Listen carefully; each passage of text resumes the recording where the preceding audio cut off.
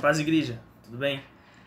Como nós não podemos estar juntos, podendo orar, ler a palavra, e assim também nós não podemos estar juntos estudando a palavra de Deus, que é no nosso domingo, no nosso IBD, mas eu queria trazer um vídeo aqui para você, dando um pequeno estudo, encerrando aquilo que nós temos construído há alguns domingos. Se você lembra muito bem, nós estávamos falando sobre os atributos incomunicáveis de Deus. Mas antes de tudo, deixa eu explicar para você o que são esses atributos. Primeiro, existe uma diferença entre atributo incomunicável e atributo comunicável. O que seria isso?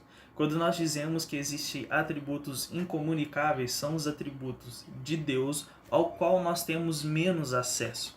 Por exemplo, Deus, ele é um ser imutável, ou seja, ele não muda, ele não se arrepende, ele não volta atrás, ele não mente. Deus é um Deus ser imutável, não vai mudar nunca. Então, por exemplo, se ele se coloca como Deus de amor, se ele se coloca como Deus que vai estar sempre com você, acredite, ele não vai mudar.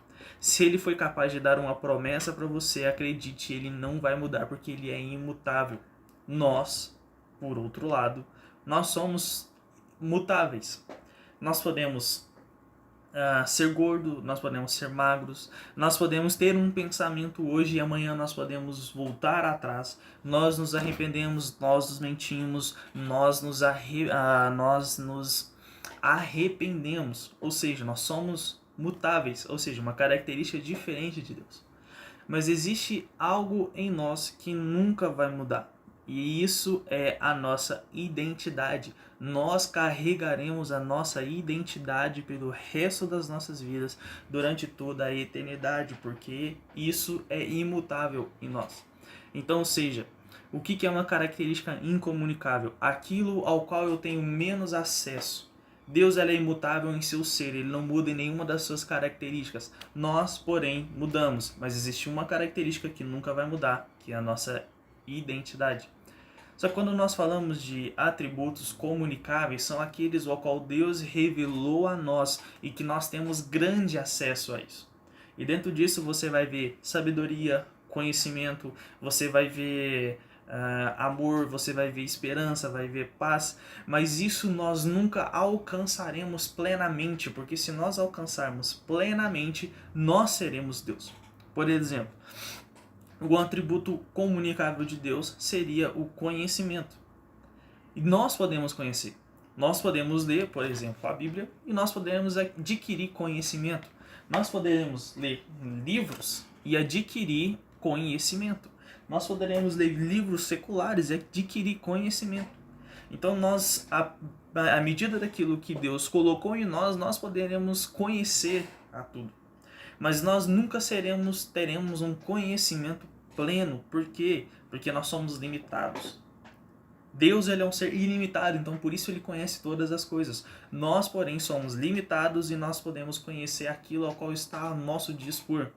Só que, à medida do tempo que nós vamos passando, nós vamos adquirindo esse conhecimento. Mas existe um nível. Por quê? Porque se nós conhecermos a tudo e a todos, nós seríamos Deus. Mas como isso não acontece, como nós somos limitados, nós somente conhecemos aquilo ao qual está à nossa vista, certo? Então vamos lá? Vamos falar do último atributo incomunicável. Lembrando que nós falamos sobre Deus ele ser imutável, sobre ser Deus ele ser eterno, Deus sobre ele ser onipotente, onipresente. Então, ou seja, nós falamos de muitas características e faltou a característica da unidade. E o que seria essa unidade? Vamos lá para a definição?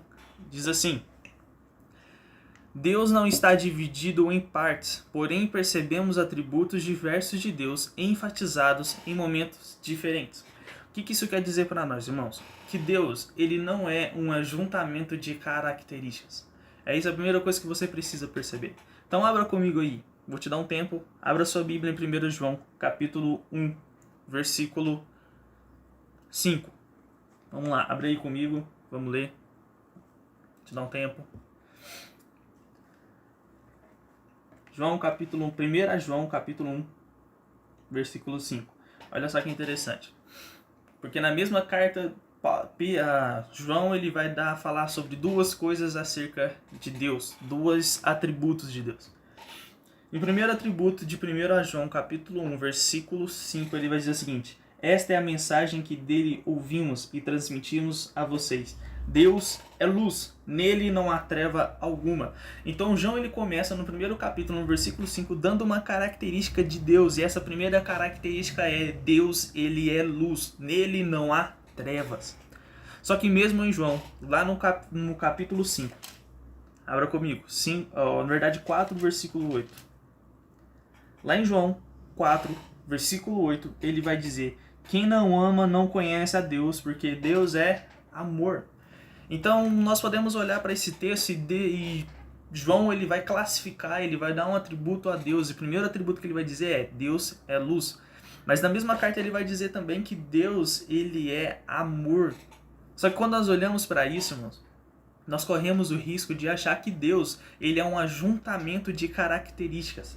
Então, por exemplo, nós podemos dizer que Deus ele é justo, que Deus ele é eterno, que Deus ele é sábio, que Deus ele é misericordioso, e nós achamos que Deus vai escolhendo caráteres e vai colocando em si, quando na verdade não é isso. Deus ele não é um ajuntamento de características. Deus ele em seu ser possui essas características. É diferente.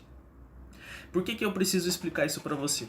Porque por muito tempo nós achamos que a unidade de Deus, ao qual Deus se revela, ele é um Deus no Antigo Testamento e ele é um Deus no Novo Testamento. Não, não existe isso. Deus ele é um Deus eterno e em seu ser possui todas as características em todos os momentos da Bíblia. Às vezes nós dizemos assim, não, no Antigo Testamento ele é o Deus da justiça, mas no Novo Testamento ele é um Deus da graça. Na verdade, não. Deus, em sua justiça, ele ainda assim ele é gracioso. Gracioso ao ponto de, por exemplo, o que é a graça? Graça é um presente merecido, ou seja, você não merece, mas mesmo assim você recebeu. Só que quando nós olhamos para Deus no Antigo Testamento, nós podemos ver muita manifestação da sua graça. Lembra de Isaac? Isaac estava para ser sacrificado por Abraão. E Deus, então, em sua infinita graça, ele envia o seu cordeiro para que pudesse ser sacrificado no lugar de Isaac. O que é isso? Graça. Outro, por exemplo, quando nós vamos olhar para Juízes, o povo ele está sempre em nível subindo, descendo, subindo e descendo, eles eram sempre inconstantes. Deus, em um momento da história, eles estão lá adorando ao Senhor, confiando no Senhor, estando com o Senhor. Mas em outro momento da história, eles estão pecando. Então é nesse momento que Deus envia o seu juiz para que o seu povo pudesse caminhar nos caminhos do Senhor. O que isso mostra para nós? Que Deus ele é gracioso. Então no Antigo Testamento ele não é o Deus da justiça e no Novo Testamento ele é o Deus da graça. Não, ele é um Deus, ele é um ser e ele atua em todo o seu ser, em todos os momentos da história. Então, quando ele está falando de justiça no Antigo Testamento, irmãos, ele está olhando para aquilo que nós podíamos fazer.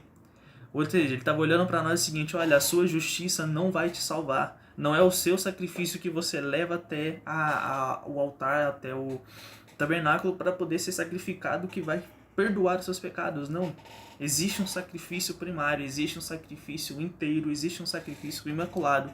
E esse sacrifício é Cristo Jesus. Então, ou seja, lá no Antigo Testamento, Deus estava mostrando sim a sua característica de justiça, porque ele é um Deus justo.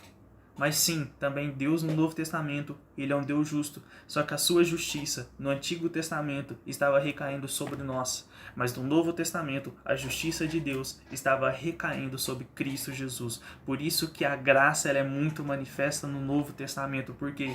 Porque nós não merecíamos, Deus enviou o seu Filho que morreu por nós. Então, irmãos, existem momentos na Bíblia em que a característica de Deus ela se manifesta grandemente. Como no Antigo Testamento a justiça foi manifesta, mas ele ali também era um Deus misericordioso. Ali também ele era um Deus de justiça, um Deus de paz, um Deus de sabedoria. Assim como no Novo Testamento ele vai dizer que ele é um Deus gracioso, um Deus de amor, irmão, amém. Mas ele também é um Deus de justiça. Ele é um Deus aquele ao qual ele vai trazer justiça nos dias vindouros. E essa justiça principalmente já veio sobre Cristo Jesus.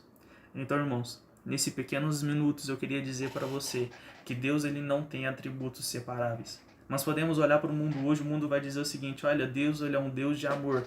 Sim, Ele é um Deus de amor, mas Ele é um Deus de justiça, Ele é um Deus de paz, Ele é um Deus santo. Então Ele não muda em seu ser. Ele não é um ajuntamento de características ao qual nós podemos escolher para Deus. Não. Deus Ele é justo, Deus Ele é gracioso, Deus Ele é amor, mas Deus também é justiça. Amém? Então não separe Deus. Assim como nós olhamos para esse tempo, nós podemos dizer, não, Deus Ele é um Deus de justiça porque Ele está derramando a sua ira sobre o povo.